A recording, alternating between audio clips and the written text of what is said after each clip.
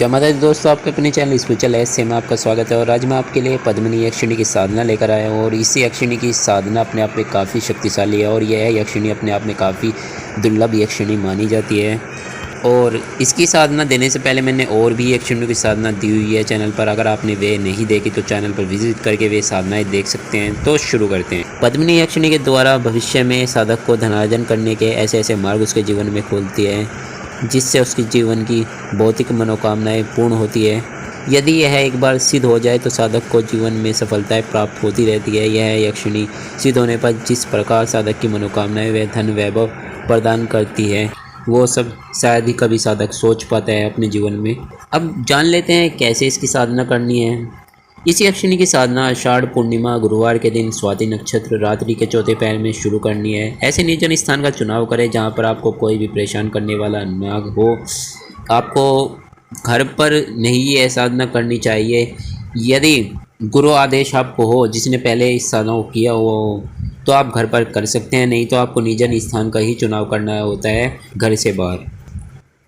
मंत्र जान लेते हैं। मंत्र है ओम ह्रीम आगच्छ पद्मिनी यक्षिणी स्वाहा। यह इनका मंत्र है। पीपल वृक्ष के नीचे बैठकर आपको यह साधना करनी चाहिए। वहाँ आपको पद्मिनी यक्षिणी का यंत्र जो सिद्ध हो या फिर आपको चित्र स्थापित करना है। इस मंत्र का 1,15,000 जप आपको 21 दिन के अंदर कर लेना चाहिए। माना जाता है कि यह यक्षिणी अपने आप में अत्यंत मायावी यक्षिणी है। यह अलग अलग प्रकार के रूप बदलने में भी सक्षम होती है।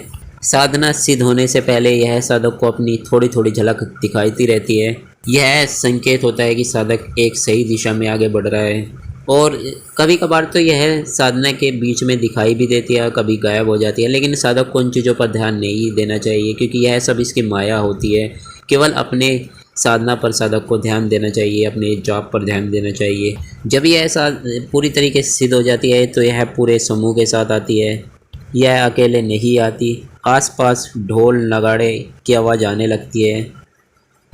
साधक को अपने पास पुष्पों की व्यवस्था रखनी चाहिए। जब यह दर्शन दे तो उसके ऊपर फूलों की वर्षा करनी चाहिए।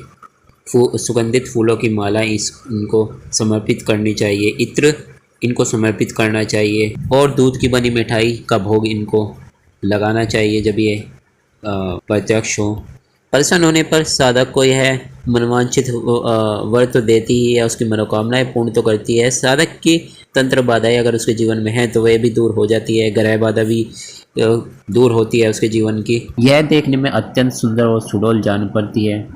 माना जाता है कि इसका स्वरूप ऐसा है, यदि कोई भी व्यक्ति इसको देख ले और इसके आकर्षण जाल में फंस जाए तो उसकी साधना भी खंडित होती है। और ज़्यादातर यह देखा भी जाता है इसी यक्षिणी की साधना में, क्योंकि यह आसानी से सिद्ध होने वाली नहीं होती।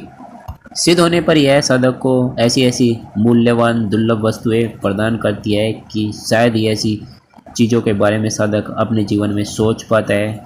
ऐसे ऐसे क्षेत्र में आपको सफलताएं प्राप्त होने लगती है। ऐसी ऐसी सफलताएं आपको जीवन में अर्जित करते हैं आप। शायद ही आपने अपने जीवन में ऐसा कभी सोचा हो कि इस तरीके से आपको सफलताएं अपने जीवन में प्राप्त होंगी। जिस साधक के पास यह यक्षिणी सिद्ध होती है, जिस साधक को यह यक्षिणी सिद्ध होती है, उस साधक के शत्रु भी मात्र दर्शक बनकर रह जाते हैं। यदि वह ऐसे कोई कार्य करते हैं जिससे साधक को कोई नुकसान हो, तो उनके जीवन में ऐसी ऐसी समस्याएं उन व्यक्तियों के जीवन में होने लगती है। उनके शत्रुओं के जीवन में ऐसी समस्याएं होने लगती है कि उनको समझ में नहीं आता कि क्या करे। सिद्ध होने पर साधक को चाहिए कि इससे वचन अवश्य ले ले जब यह प्रत्यक्ष हो, और इसके आज्ञा के बिना ऐसा कोई भी कार्य ना करे जिससे यह दुष्ट हो, क्योंकि यह दुष्ट होने पर साधक को काफ़ी ज़्यादा नुकसान हानि पहुंचाती है। पहली बात तो इसको सिद्ध करना ही बहुत ज़्यादा कठिन है, लेकिन एक बार सिद्ध हो जाए तो ऐसा कोई भी कार्य ना करे जिससे यह जो सिद्धि आपके हाथों से जाए। साधना पूरी हो जाने के बाद साधक को दशांश हवन कर लेना चाहिए। ब्राह्मण भोज अवश्य कराना चाहिए। 5 ब्राह्मणों को भोज दक्षिणा वस्त्र प्रदान करने चाहिए।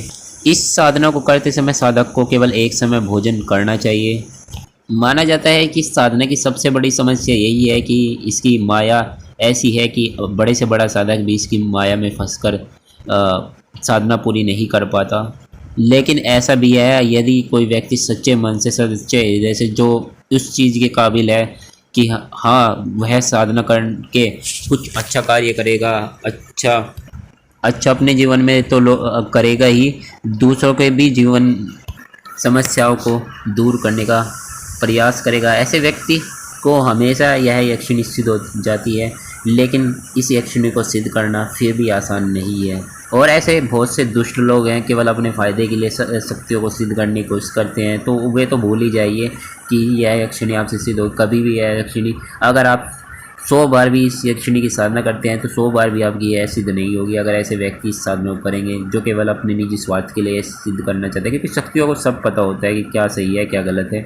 वे आपके सामने ऐसी ऐसी समस्याएं खड़ी कर देती है कि आप सोच ही नहीं सकते।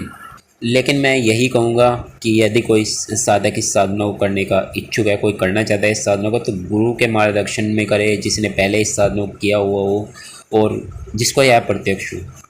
और ऐसे व्यक्ति के झांसे में न आए जो पैसे लेकर साधना करवाने का आपको ढोंग करे।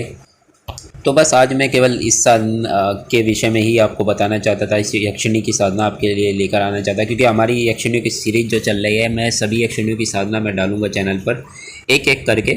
अगर आपका कोई क्वेश्चन है तो आप हमें कमेंट कीजिए और वीडियो को शेयर ज़रूर कीजिए, वीडियो को लाइक कीजिए, चैनल को सब्सक्राइब कीजिए। धन्यवाद। जय श्री राम।